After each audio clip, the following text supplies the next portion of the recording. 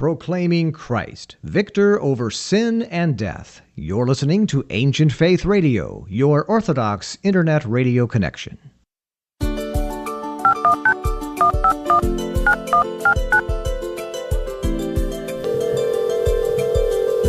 This is Ancient Faith Today with Father Tom Soroka, a weekly live call-in show addressing the issues of our day from a distinctly Orthodox perspective.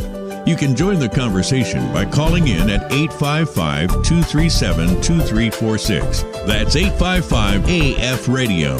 Father Tom is the priest at St. Nicholas Orthodox Church in Pittsburgh, Pennsylvania, and welcomes guests from across the globe to discuss important topics of interest. Here's Father Tom. Welcome to Ancient Faith Today Live. This is Father Tom Soroka, and I'm so glad that you're with us this evening. Now, this is a live show, and we're encouraging everybody to go to our YouTube page at youtube.com/Ancient Faith Ministries. We have 14 people on the screen here today, and this is really exciting. And it's also a call-in show, so we're going to be taking your calls in a bit at 1-855-AF-RADIO. That's 1-855-237-2346. Matushka Trudy will be answering your calls tonight, so please make sure to turn the show volume off before you come on air. Now, you can also send us a text message right from your phone, 412-206-5012, though we'd love to hear your voice. You can send us a text if you're a little shy, 412-206-5012. And of course, to participate online, we do encourage you to go to the YouTube page at Ancient Faith Ministries, and you can send us an email at aft@ancientfaith.com. So let's get started.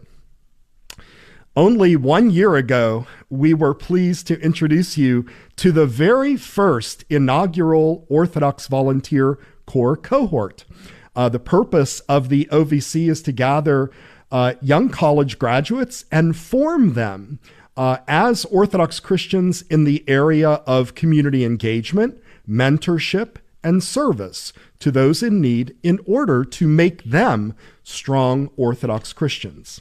As we said last November, we were so pleased to meet the inaugural cohort, and they are here tonight to give us a report on how the year went and what they're up to now. I'm very happy to say they all stayed in Pittsburgh, and it was just it made my heart leap when I heard that they were doing that. And of course, we're going to meet this year's cohort who are just beginning their new year of service. Now, just to remind you about the Orthodox Volunteer Corps, they exist to develop and equip young Orthodox adults to lead lives of faithful service to the church and to the world. And you can visit their website at orthodoxvolunteercorps.org. And it's important because they need your support. They need your prayers. They need your moral and ethical support. But of course, they also need your financial gifts. So what we're going to do is on this second year, we would like to turn to the CEO of OVC, and that's Michael Sider-Rose. And of course, we want to acknowledge Kira Limbarakis, who's the COO in Boston, I believe. She's not with us tonight, but Michael is here. Michael, welcome to Ancient Faith Today. Thanks so much, Father. It's great to be here. It's so good to have you and to be able to be here with these amazing young people. When we were first talking, you were just starting, and this is something that you had never done before, and you didn't know exactly how things were going to go. How do you think the first year went? It was tremendous, Father, and I would say that in a number of different ways. I mean, one way in which it was very moving for me was to see the way in which the different elements of the program all came together and to be impactful on the lives of the folks who came through. So there's these four pieces, right? It's service, and that's what the center of what we do. But then coupled with service are these other components, and that is living in community, right? Supporting one another. It is growing deeper in one's faith through a weekly seminar, and then finally grounding all of it in in the church, and to see the first group of core members go through the program, and to have all four of those elements be powerful in their lives was just beautiful. Can I tell you also, I think there was another effect, and maybe it was not planned, but it was the effect that these incredible young people are having on the parishes. I know that you really built this program so that they were going to various parishes, meeting people, learning how to deal with different people, learning how to even raise money. That's not always easy. And to speak to people in a professional manner. But I have to thank you on behalf of our parish, and I know the parishes that you went to. This particular program was so impressive because what you're doing is you are proving the value on not only their lives, but on the lives of our parishes. Well, thank God for that. We don't know how we could run the program if it weren't rooted in the church. How do you do an Orthodox volunteer corps if it's not rooted in the parish? And but to see then that be a reciprocal kind of experience, I'm so grateful for that. So tell me what happens in terms of the transition. So you had one cohort that ended. When did they end? It was this, I'm sorry. It was the end of June when the first one. All right. So they ended at the end of June, and then you have the maybe a month or two off, and then you're getting ready for the next cohort. How did that transition happen? Did you bring them both together to have a kind of like a transition, a handoff, or how did it work? Yeah, so we didn't actually plan a formal gathering of the two cohorts. What ended up being really lovely was there were a couple ways in which informally it happened at the very beginning of the program year. And so the first way was that we went to a Vesper service the very first Saturday we're in Pittsburgh. And at that service, again, we didn't plan this, a number of folks from that first cohort came as well. And so we saw there was a gathering there. The second way was, and this was all on the first cohort, as I understand it, they planned a barbecue and they invited all of the second cohort to gather. And one of the really funny things about that is there was such a connection to a placement in that first cohort. So the placement supervisor in one of the core members in that first cohort went away on vacation and thought, well, who is going to look after my house when I'm gone? Let me give it to an OVC core member, right? That's a solid person. So, and then they said, hey, if you want to have a gathering, have it, right? So it was actually at a supervisor's house where the gathering took place, and one of the new core members saw the house before he met the supervisor. That was placement. So that is amazing. So I think maybe God's hand was working there too to make sure that everything was being put together. What kind of things did you emphasize when you worked through this transition? Well, there were a couple of things that we were thinking about. The first one was we wanted to reflect carefully on that first cohort and think about what were ways in which we could strengthen the program the second time around. So we did a fair bit of thinking about that. And one of the things that we decided was that in the second cohort, we wanted to make sure that we had a more formalized way of checking in with folks throughout the year so that we knew that everybody would get that touch with either Kira or myself. So that was one of the things that we reflected on. The other thing is that how can we just go deeper on the stuff that was really working well? And so not all of the placements, right, but most of the placements we wanted to go back to because there was such a good relationship already. We enjoyed having that connection to the supervisors. We enjoyed understanding how the organization worked, and so we wanted to go deeper with those places. And so tell our listeners a little bit about the placements. Just in short, what happens with each one of the cohort members? Where do they go? And essentially, at a very high level, because we're going to talk to each of them, what kind of things do they do? So a few things are important. The first is that it's a 10-month service placement. So folks really get invested in that place. They understand the ups and the downs of working in a place for 10 months. They can really build relationships. And so the service is proximate. And that opportunity to go deep with folks really matters a lot with us. So that's one piece of the placements.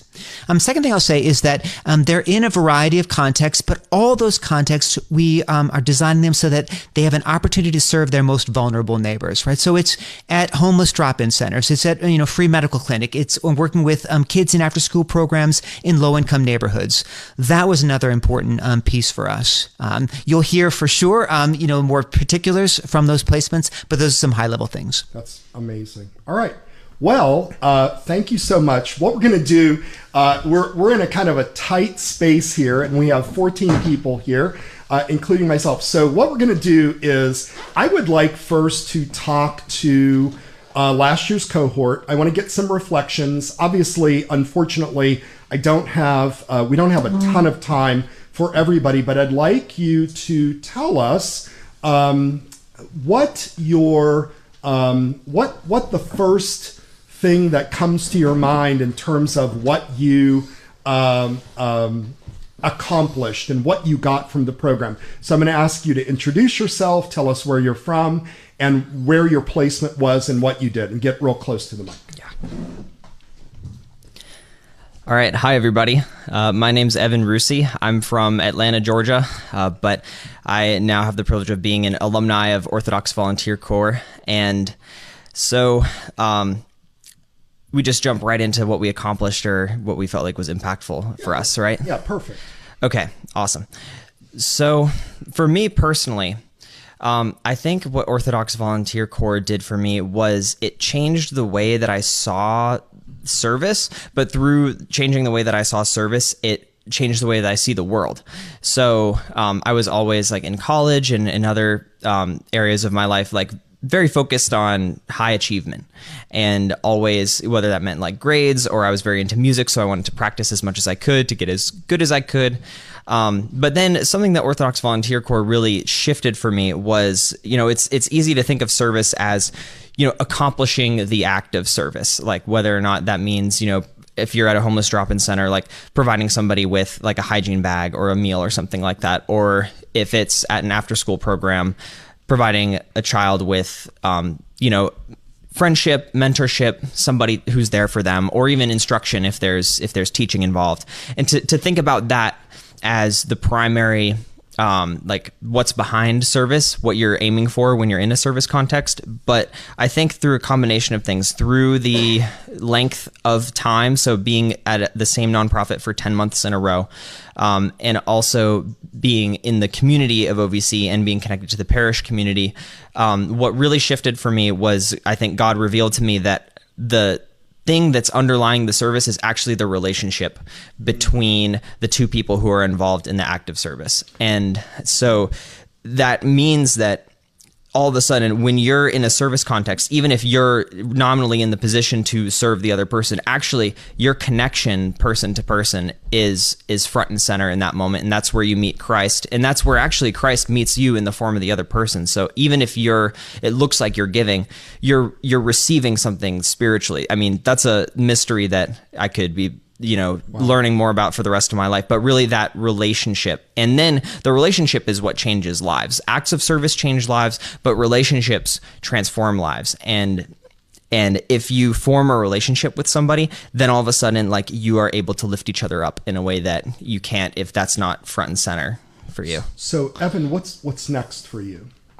So right now I have the privilege of working at the Neighborhood Resilience Project, which is an Orthodox nonprofit organization here in Pittsburgh's Hill District. And my job there is a community care coach. So what I do is there's a big project to work with the people living in the public housing in the Hill District called Bedford Dwellings is the name of the development. And so my responsibility and what I do is I meet with people there to help them develop life plans and goals, because there's efforts right now to actually rebuild the housing, but there's also a big desire in the nonprofit area and also in the city of Pittsburgh to help people rebuild their lifestyle. And so I work with people for them to try to empower them to set their own goals and follow through to build a better life for themselves and for their household. And I'm just getting started, so I'm really looking forward to that. That's outstanding. Thanks for everything you do. Really appreciate it. Thank you. Thanks. Best wishes to you. Who wants to go? Liza? All right.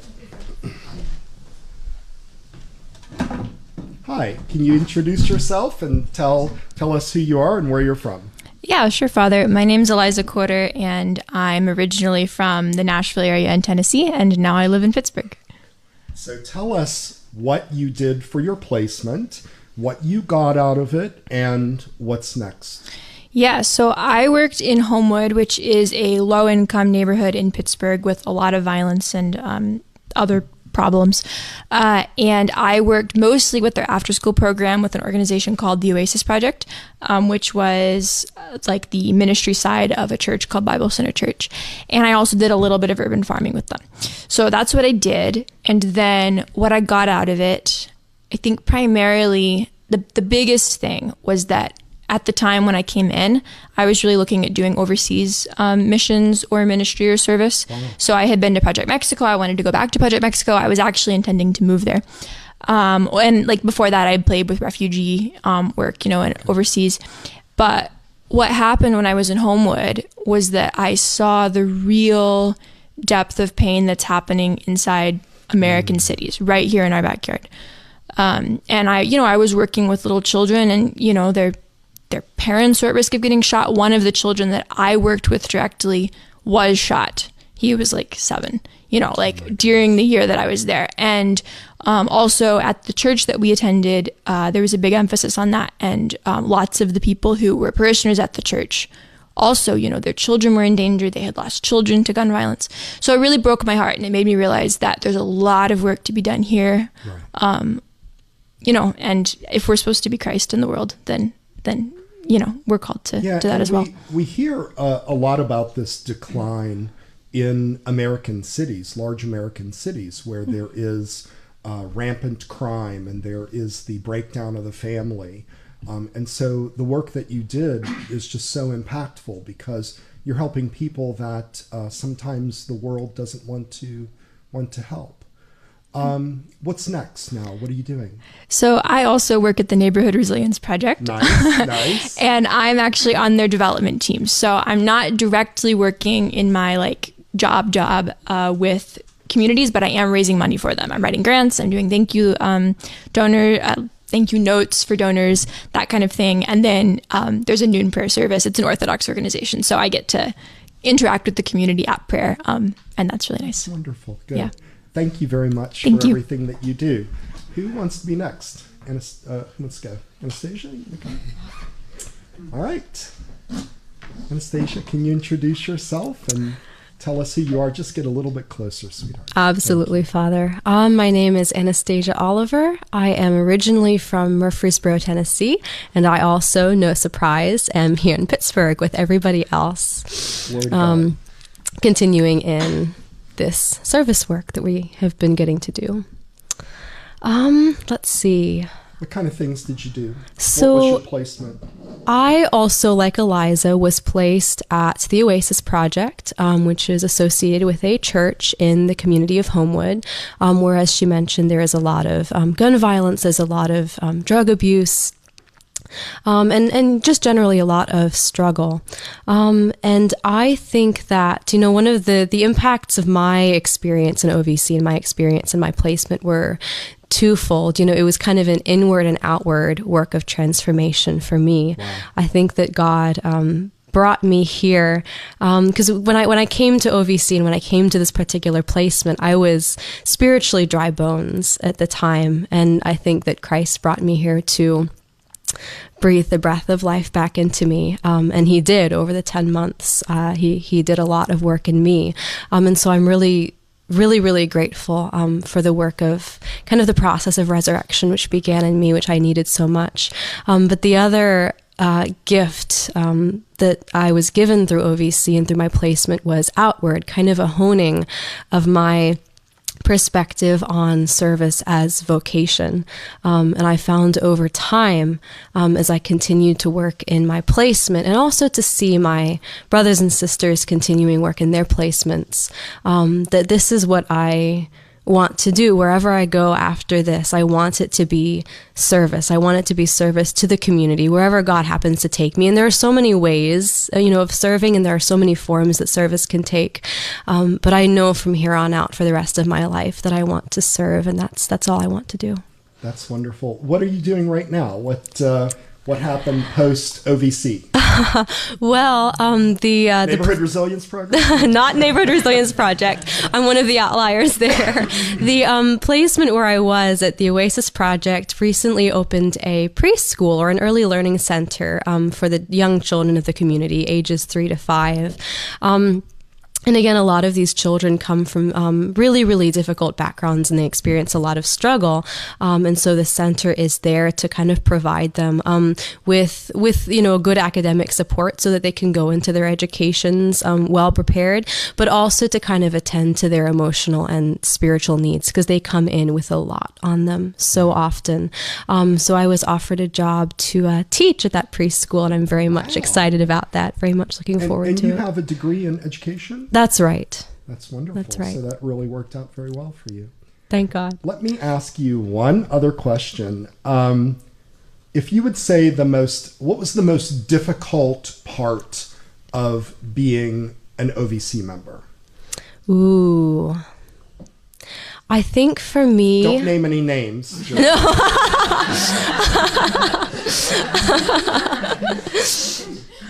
I think for me, part of the process of resurrection, death comes first. Crucifixion comes first. And I think that all of us in one way or another during the process, spent our time on the cross with Christ. And it looked different for all of us. But I think that time of crucifixion and the time, in the tomb, before the stone is rolled aside and the first light comes in, I think that for me was the deepest struggle. God bless you. God bless you in all you do. All right, who's next? Noah, you want to go? Sure. All right. Noah, tell us who you are, where you're from, and what was your placement? Sure. My name is Noah Muller, and I'm from a little town called Littleton in the comedian of the group. Oh yeah, in Massachusetts.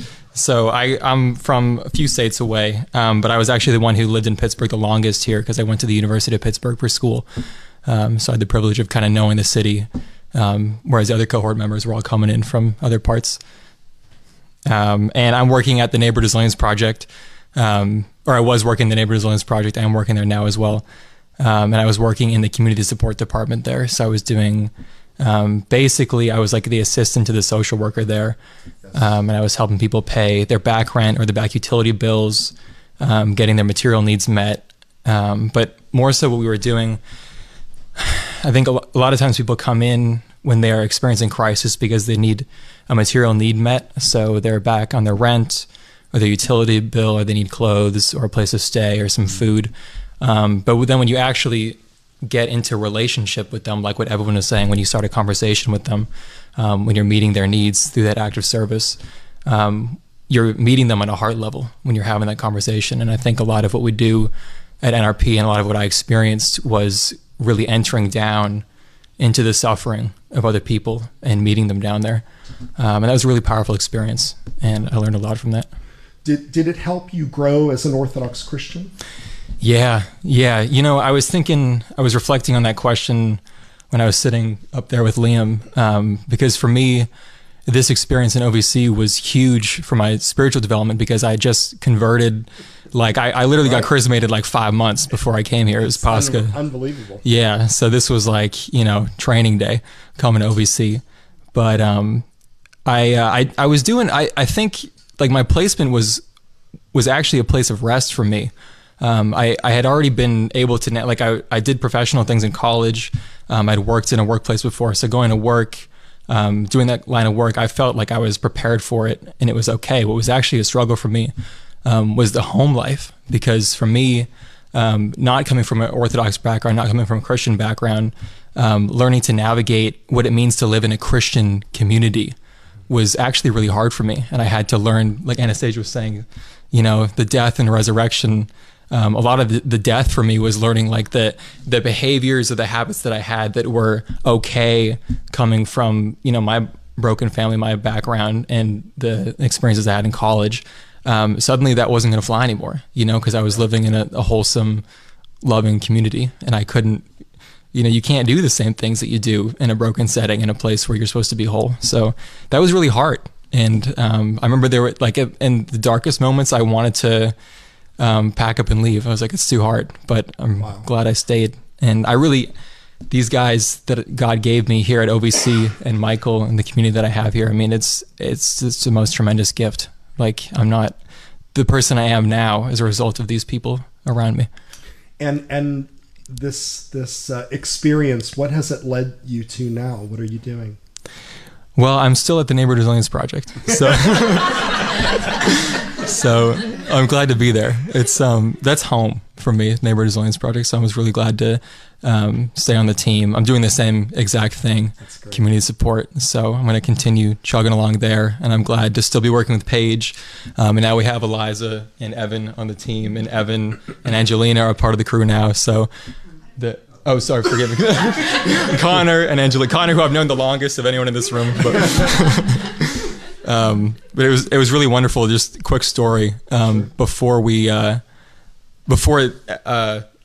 Eliza and Evan joined the team, they both were at NRP just to do a few bits of work there. And we were in the health clinic where Paige works.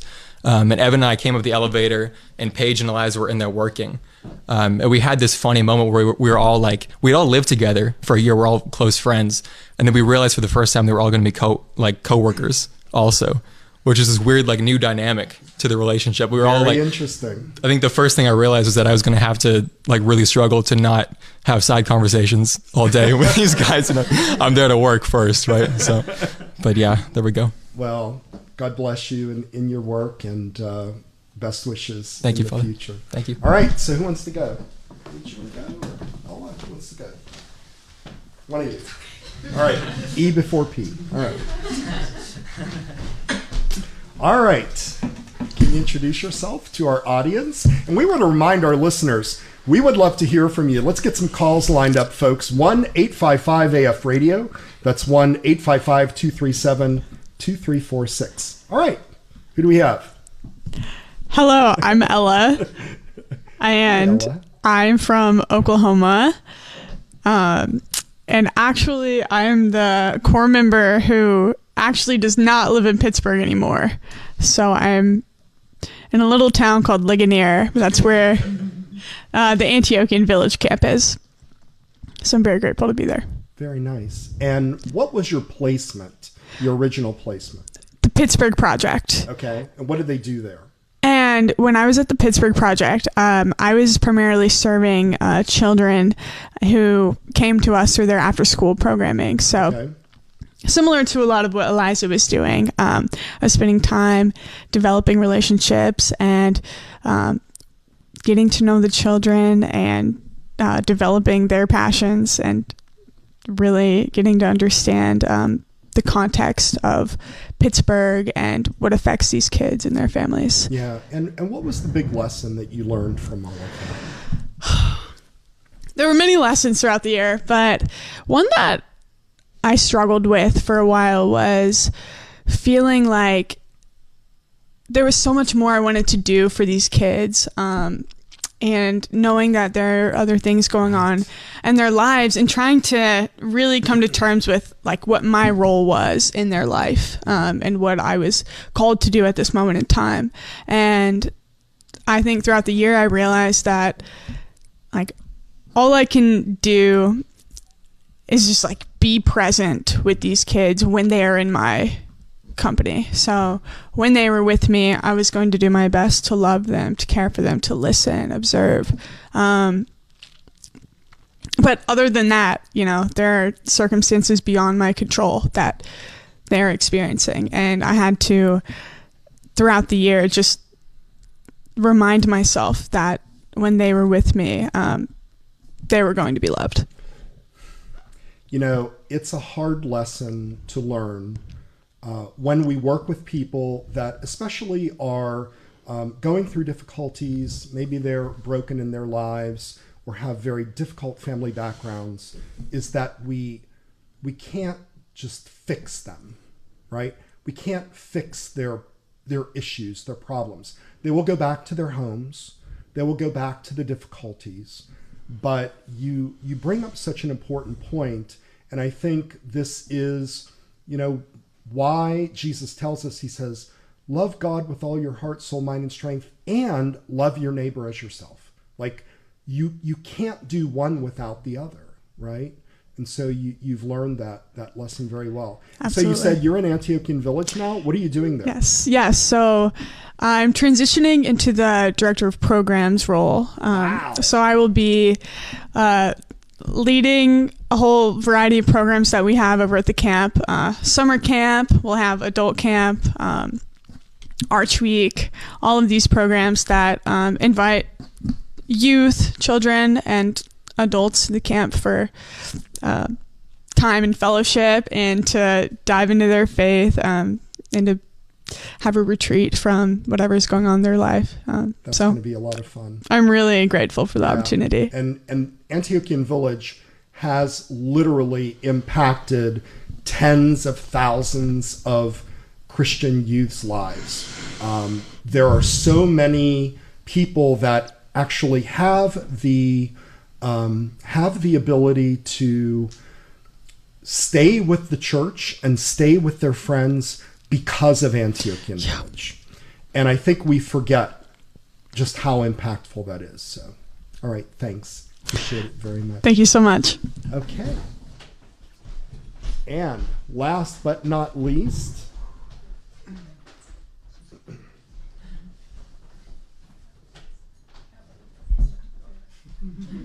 all right. Paige, what's happening? Lots of stuff. Tell us your name and where you're from and what's going on and what was your placement? Yes. So my name is Paige. I'm from Rochester, Minnesota, which is like an hour and a half south of the Twin Cities of Minneapolis, St. Paul. And my placement last year was in the Free Health Center at the Neighborhood Resilience Project. It was a really exciting time. We were kind of starting from scratch, me and my supervisor, who started the same day that I did, and kind of just building up this free health center, implementing standard operating procedures and recruiting physicians and making sure that patients were my role specifically was also just lots of the little mundane things like scheduling patients, helping them with referrals, helping them with financial assistance applications for those referrals, answering phone calls, stuff like that. That's amazing. And so yours was a kind of administrative, but a little bit more. And what did you gain from that? What did you feel like kind of was the lesson or some lessons that you learned from that? Yeah, man, there were lots of lessons. I think there were definitely lessons from interacting with and helping our patients.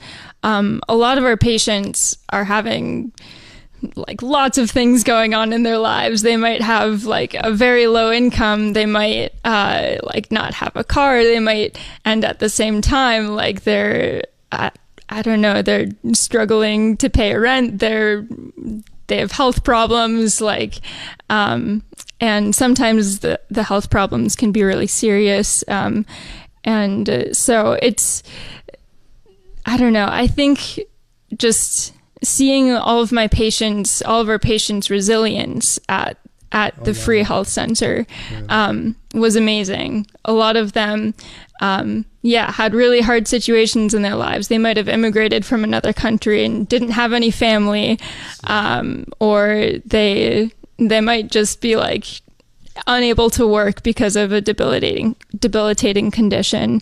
And they still called me and had a smile in their voice every time, or glorified God in all of their conversations. Amazing. So you're at Antiochian Village now. I'm sorry. No, you're not. Wait, where are you? The Neighborhood Resilience Project. Of course. As almost everyone from the cohort is. Okay. All right. And what are you doing there now? I'm in the Free Health Center. Oh, okay. Again. All right. Yeah. Well, that's cool. Yeah. Do you have a background in healthcare? Yeah. Well, okay. I was pre-med in college. And so I was planning on going to medical school. I had done lots of shadowing of doctors. I had worked in assisted living settings. I had done medical programs and stuff like that. So I kind of had a basic knowledge of healthcare. I hadn't taken any classes. I don't have a healthcare degree. But I kind of knew about that. And does your experience make you want to go into healthcare, professionally, or not do it? I'm curious about that. So healthcare is it's an amazing profession, because you're literally encountering people who have this physical ailment, and you have the opportunity to serve them by just helping to actually be healed. And that's I don't know, it's a very real and physical way of serving people, but you can also serve them with so much love and so much care, because it's face to face, it's human oriented. People are scared. Yeah. Right? So I recognize that healthcare is an amazing profession, and we need healthcare providers, and healthcare providers are awesome. Right. But personally, part of my year in OVC was to kind of think about whether I wanted to go into medical school, and whether I wanted to go into medicine. And so far, I think I've thought that maybe I want to go into social work or get a counseling degree or something like that, because I think that there are other paths that could be just as rewarding. That's amazing. Thank you so much. Really appreciate it. Hope you'll stick around in Pittsburgh and honor us with your presence and with your gifts, all of you. You've really done such a tremendous job. I'm so happy to know each one of you. Now, I'm going to ask you to go back. Michael, I'm going to ask you to come up here. We do have a caller right now. I'm not going to say who it is. But caller, I think you're on the line there. Welcome to Ancient Faith Today. Oh, hello, Father Tom. It is wonderful to hear your voice and the voices of our beloved cohort. It's Kira Limbarakis. Can you hear me? Kira, wait, hold on here. I had a speaker set up. I don't know what happened. I think it got turned off. Hold on here. Wait a second. What do we do? Okay. Oops. Right. All right. Kira, try it one more time. I said, hi, Father Tom. It is great to hear your voice and the voices of our beloved cohorts. It's Kira. Hi, everyone. I heard a hi, Mom, over there. I wanted to make sure that they heard you. We had a little speaker here, and I couldn't get it working. All right. So tell us your thoughts when you see these amazing young people going through the first year and all of their accomplishments and their deep reflections on what they did. What are your thoughts? It's overwhelming, honestly. I feel immense love and joy when I hear of the impact that this program had on the lives of our first cohort. And it's truly a privilege to get to do this work and accompany these just incredible adults who care so deeply about their neighbor and our Lord. I want to be mindful to not take too much time, especially I know we want to hear from the second cohort. I had a quick question, if I could throw it out. Maybe just one person could answer.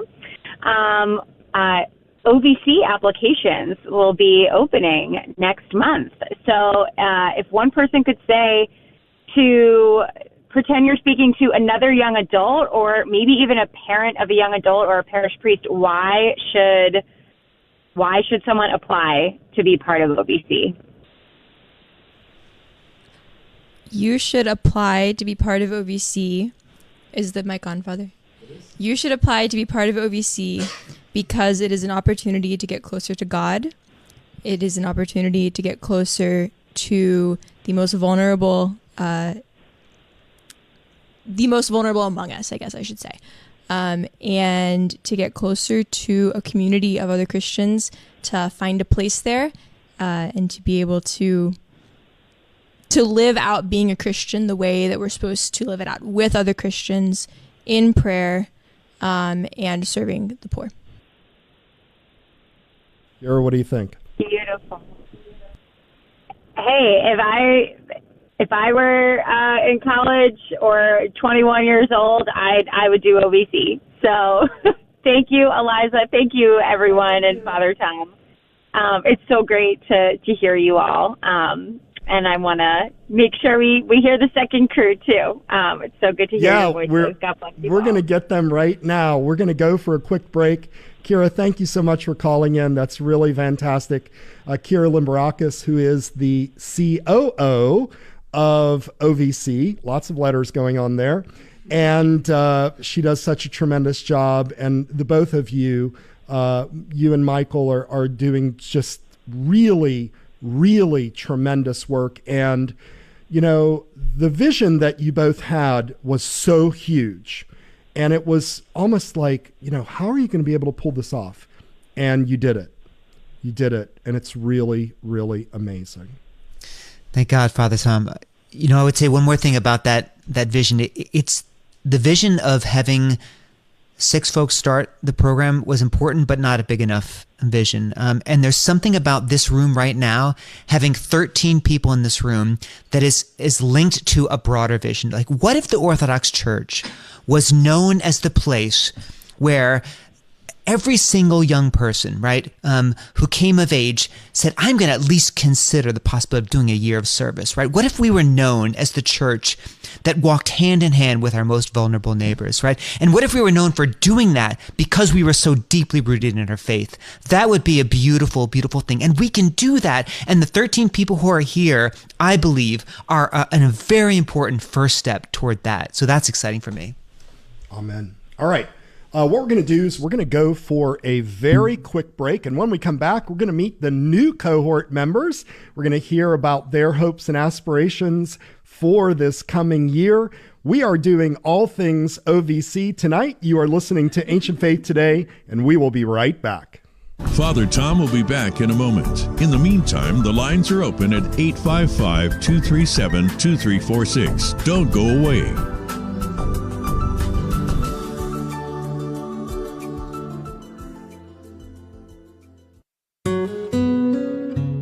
Hello, this is L. Joseph Latender. I'm happy to announce the release of my new book, When You Give, Ancient Answers and Contemporary Questions. In this companion volume to When You Pray and When You Fast, I juxtapose scriptural and patristic admonitions about almsgiving with a look at contemporary issues that make it sometimes difficult to see our way forward in this regard. Along with the rationale for almsgiving, I offer practical suggestions for how almsgiving can work in our lives as modern Christians. When You Give is now available at store.ancientfaith.com. That's store.ancientfaith.com. We're back with Ancient Faith Today and Father Tom Soroka. Give us a call at 855-237-2346. Here once again is Father Tom. Welcome back to Ancient Faith Today Live. We are here in downtown Pittsburgh, and we are talking with the prior and the new OVC cohort for 2023-24. And right across from me is Liam. Liam, tell us your full name and where you're from, and why did you apply to OVC? Thank you, Father. My name's Liam Boris. I'm from Minneapolis, Minnesota. I feel very grateful to be here, part of the second cohort of Orthodox Volunteer Corps. And a part of the reason why I applied for Orthodox Volunteer Corps is back home in Minnesota, we have a ministry through the National Focus Program, Focus Minnesota. And growing up, the pan-Orthodox community there in Minneapolis really emphasized service and focus as pan-Orthodox collaboration and service. And so when I heard about OVC, I was really excited to the endeavor of having that at a national level through a national initiative. So OVC just kind of felt like that fruition of that upbringing. What were you doing before OVC? So I was in a little town called Ligonier, Pennsylvania, and I was there as an intern, and then the volunteer program coordinator over the summer. And actually, some of our volunteer staff members from the last year are on the couches to my right. Yeah. Nice. And where did you go to school?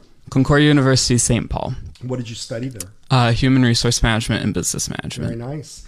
So what is your placement now? And how's it been going? I mean, it's only been a few weeks, right? So this is something new. What is your placement? Yeah, so I'm working at the Oasis Project, the economic and community development arm of Bible Center Church in a Homewood neighborhood.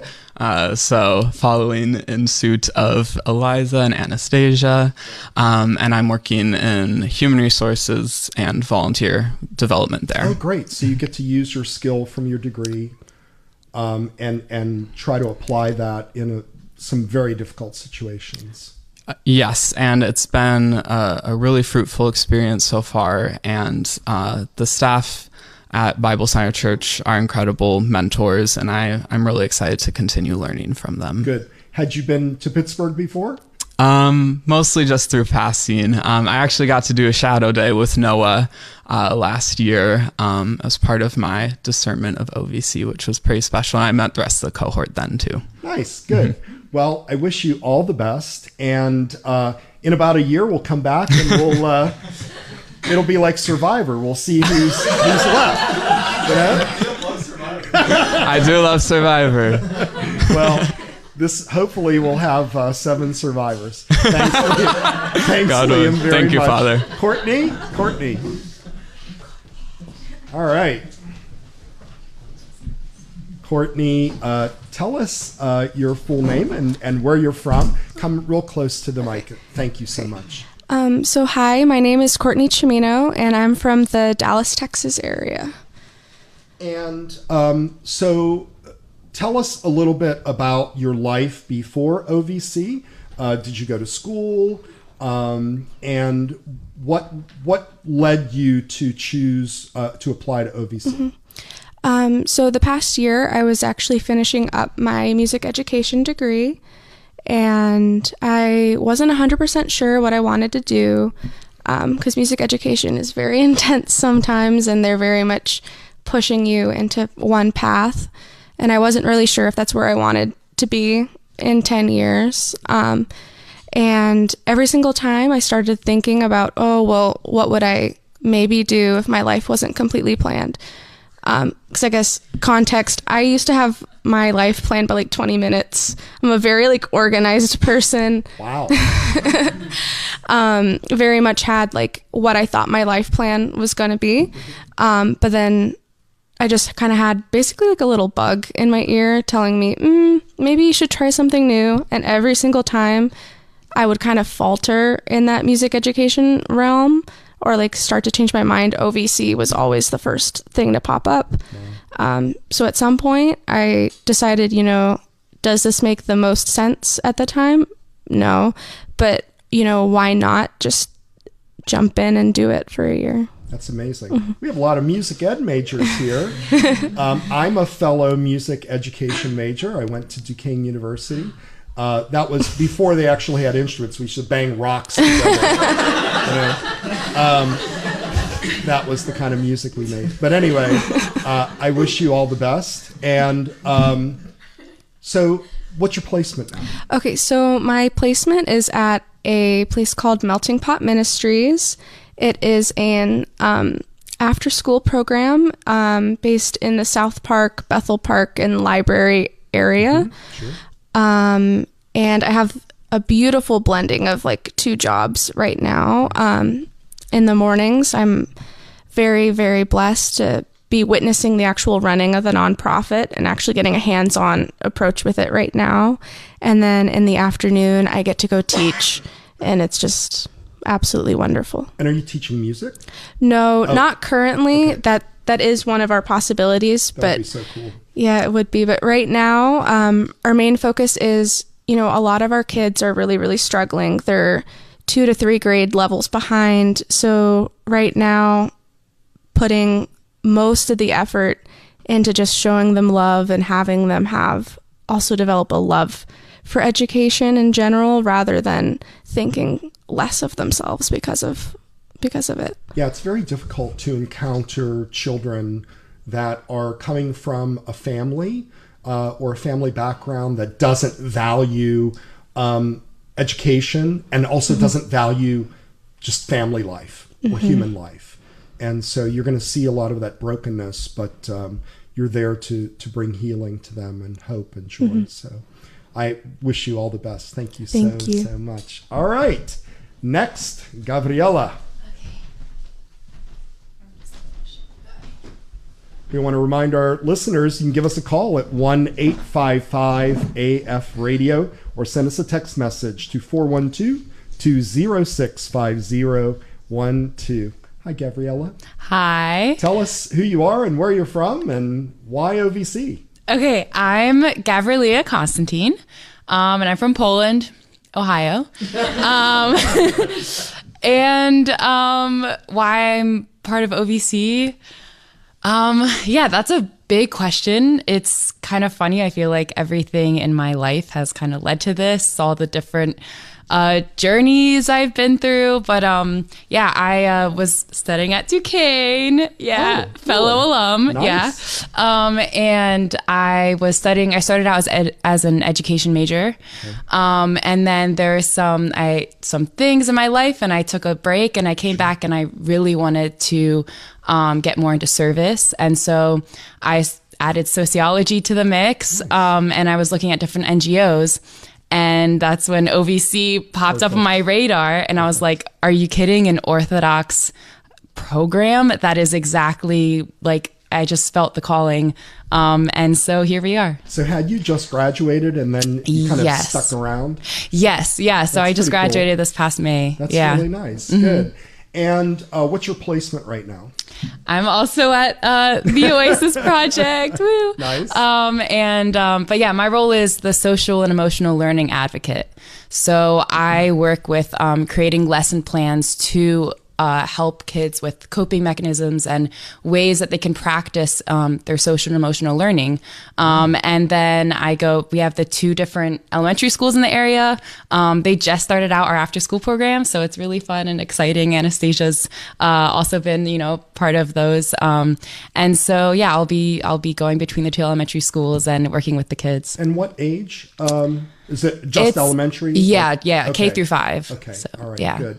And it's only been a few weeks, but what's your impression right now? Does this feel like an area that you might want to stay in, or? Yeah, I mean, it's kind of hard because like the Oasis Project is such an amazing organization. Like everything they have there, everyone has been so welcoming. So it's kind of hard to like think anything negatively right now. It's all like, this is amazing. And so I definitely am feeling like the highs from that right now.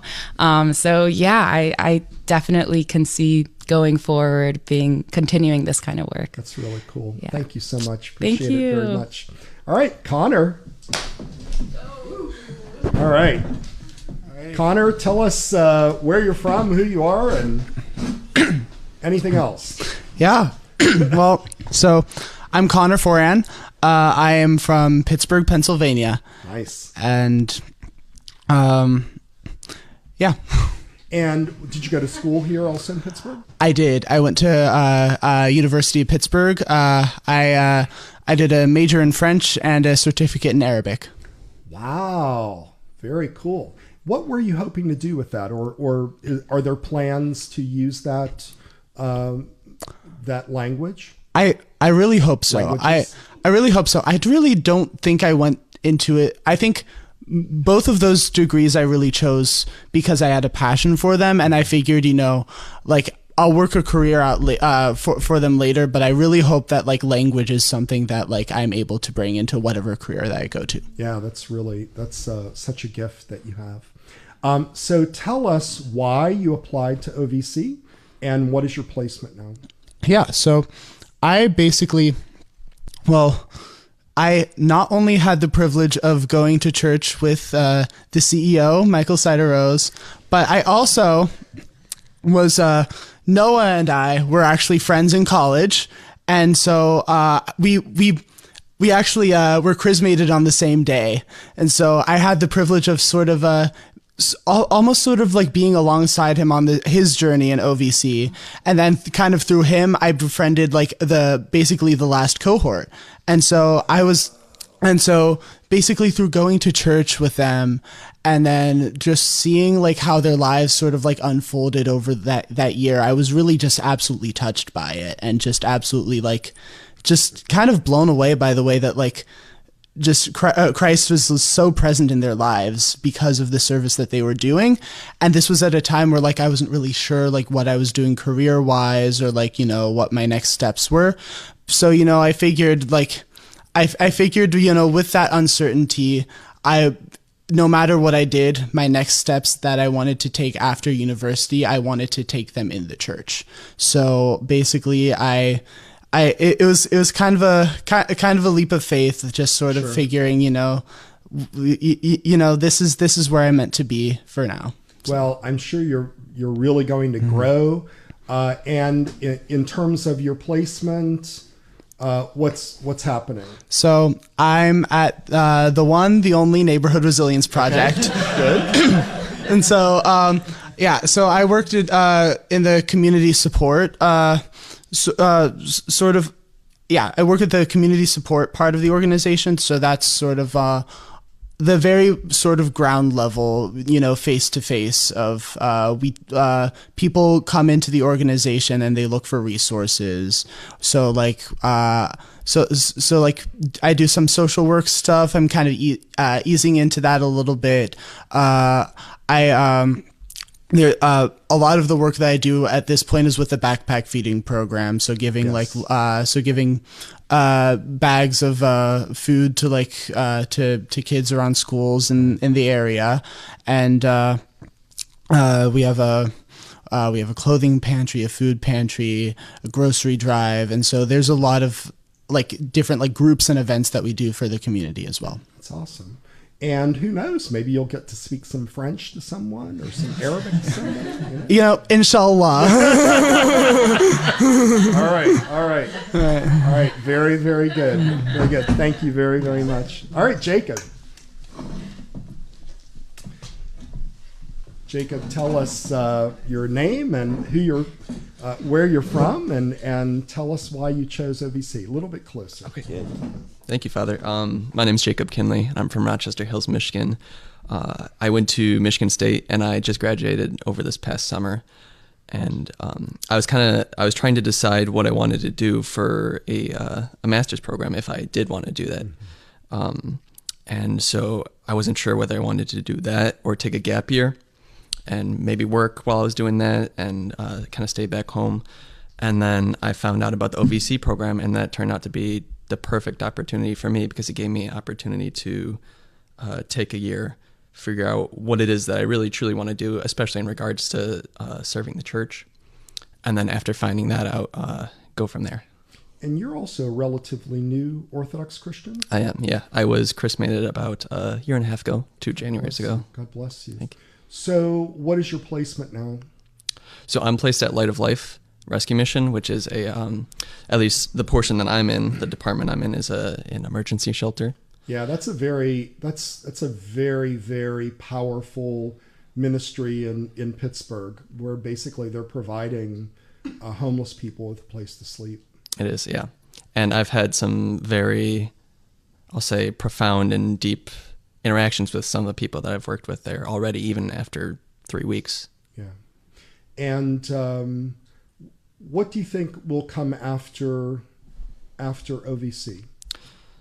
God knows. God knows. Right, really. Right. And I think that's the beautiful thing about OVC is that given that we have this set period of time, 10 months, to figure out what it is that we do want to do, it helps kind of separate us from, I've been in school for majority of my life, and it helps me to separate that from whatever comes next. And I don't know what that'll be, but it kind of makes that transition period possible. Oh, God bless you. God bless you. Thank you. It was either Gabriella or Courtney was talking about planning. Who was it? Yeah. So I remembered that saying. It said, man plans and God laughs, right? So this is, God bless you for sort of being open to his will and whatever comes next. All right, Angelina.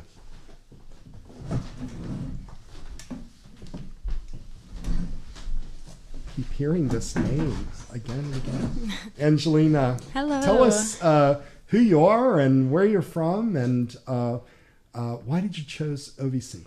Yeah, so I'm Angelina McCool, born and raised here in Pittsburgh, Pennsylvania. I went to college at Temple University in Philadelphia, so I've been gone the past 4 years, so it's very nice being back here in Pittsburgh.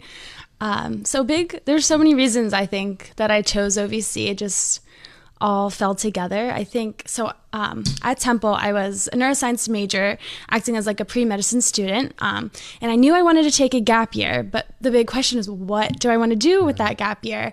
I knew I needed to grow as a person. I couldn't imagine myself devoting myself to schooling and working right away. I'm like, I need to grow more, learn about myself, learn about what the values I want to hold on to throughout my career, and so I thought OVC would be a good fit because they have a connection to the Neighborhood Resilience Project Free Health Center, which is where I'm placed at. I have an amazing mentor, Paige, who's been teaching me so many amazing things. I've been learning so many valuable lessons, and I just know I have so much more to learn. And not to mention, OVC is connected with orthodoxy in the church. And I think throughout my life, I've just done so many things with like youth group, with OCF, so many things throughout all these major life changes that have guided me through it. And I think the community of other Orthodox Christians just helps me get through these phases. And this is a big moment in all of our lives where we just graduated college. We're trying to find out what we want to do, try to find out our plan. So I think OVC is just the perfect program to put our foot forward in the next chapter of our lives. And as we say, we serve for a year, but we prepare for a lifetime. So that's very exciting. And I wish you all the best. Thank you. Hopefully you'll stick around Pittsburgh. Who knows? But thank you for all you do. Really appreciate that very much. All right. And finally, Jordan. All right, Jordan. Tell us about yourself and where did you go to school and why OVC? Sure. So my name is Jordan Segas. I am from Melbourne, Florida. I went to Florida State University. And there's been kind of a couple parallel, tracks that were going on in my life that brought me to OVC. One is that I have felt very much so, I would say, vocationally adrift the past couple of years. And that led to a lot of difficulties with my schooling and whatnot. And I really just needed a break from it all, and B, just to kind of like find a new direction vocationally for my life. And parallel at the same time track that I've been on is kind of like rediscovering my own faith and kind of like making my faith my own, I would say. And that's been a journey that I've been on, and that's actually how I initially learned about OVCs. This past year I was working with OCF on their student leadership board, and just during one of our meetings, they mentioned that it was opportunity and kind of talked to us about it all. And that's how I first started learning about it. And then talking with Evan about it at a college conference and going to some of the information meetings really kind of helped form in my mind that this was really the next step for me, both for finding my vocation as well as to kind of help further me in my spiritual journey towards kind of finding my faith. That's wonderful. And what is your placement now? Yeah, so I'm working at Shepherd's Heart Fellowship. They do multiple things at their organization, but specifically I'm working in their drop-in center, which is a place where people in the community, particularly homeless, can come, and we have basically free food and free clothing, as well as just a safe place for people to kind of just be. And we're kind of there to both run the facility, is also there to be with the people as well. That's wonderful. So, been going well so far? It's been incredible so far.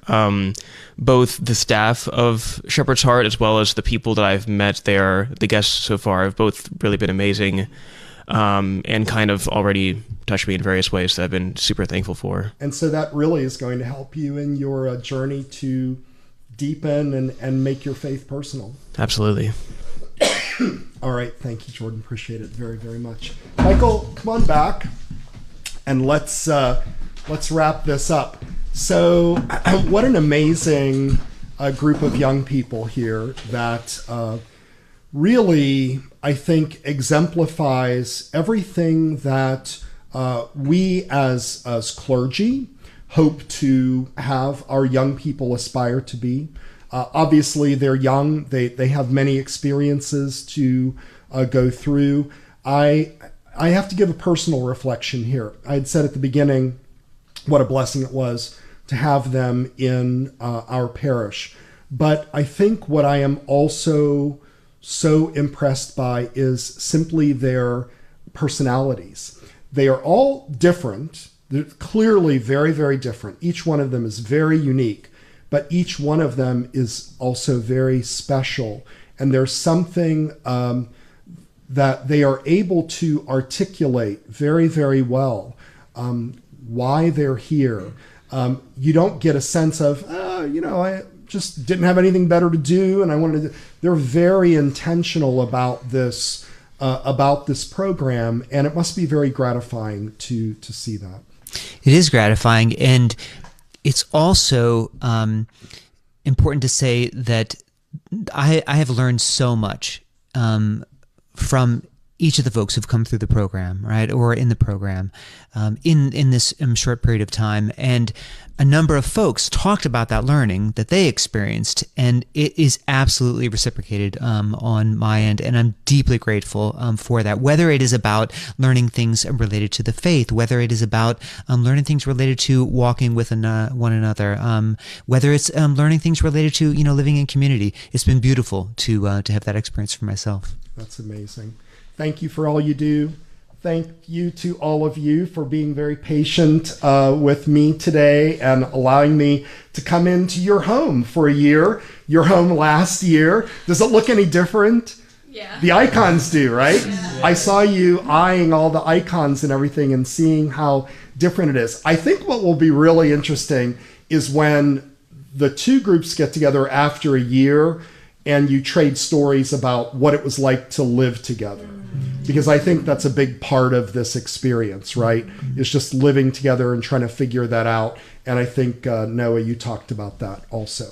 All right. So I just want to thank all of you. I want to thank Matushka Trudy for engineering the program, to Melissa Graff, who is our production assistant, and she works to make everything happen behind the scenes, and for everybody that's listening in.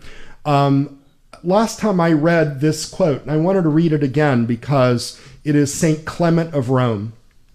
And he writes, "Let the strong take care of the weak. Let the weak respect the strong. Let the rich man minister to the poor man. Let the poor man give thanks to God that he gave him one through whom his need might be satisfied." That's St. Clement of Rome. So again, and this is going to be the first time this ever happened. So Trudy's going to play the music to bring us out.